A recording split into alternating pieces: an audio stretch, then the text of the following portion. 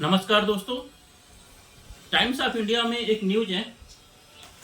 Remove Hindi banner from Ooty station, Raja write to Vaishnaw. तो ये जो ए राजा है तमिलनाडु के नीलगिरी से सांसद हैं और इन्होंने वैष्णवी जी को लिखा हुआ है लेटर की हिंदी का बैनर हटा दिया जाए।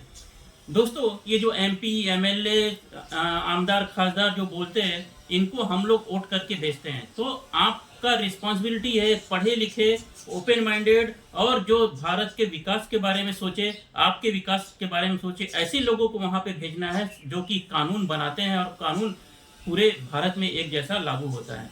तो शायद ये एमपी जो राजा जी हैं, इन्होंने आर्टिकल 351 पढ़ा है कि नहीं पढ़ा है मालूम नहीं। संविधान जो भारत का है, कॉन्स्टिट्यूशन ऑफ इंडिया, इसमें आर्टिकल 351 में क्या लिखा हुआ है?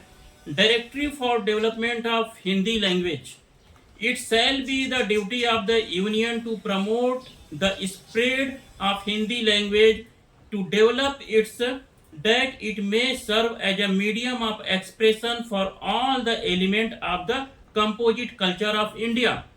ओके, तो ये कॉन्स्टिट्यूशन में लिखा हुआ है, promotion of Hindi language by the government.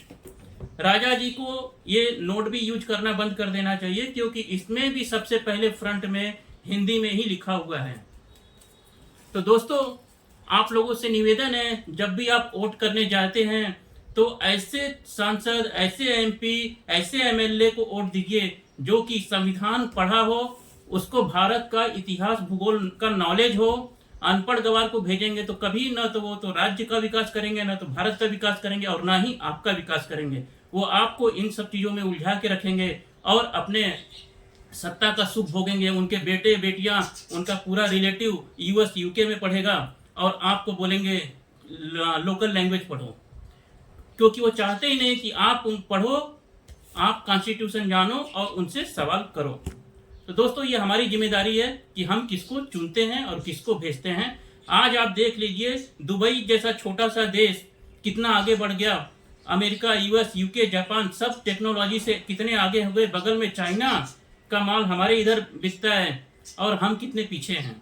क्यों पीछे हैं? बस ये सिस्टम की वजह से है। हमें इम्प्रूव करने के लिए हम सबको जिम्मेदारी लेनी होगी और ऐसे लोगों को आगे भेजना है जो साइंस को प्रमोट करे, जो एजुकेशन को प्रमोट करे, जो हेल्थ सिस्टम को प्रमोट करे और भारत को विकसित भारत जल्दी से जल्द बनाने के लिए आगे बढ़े।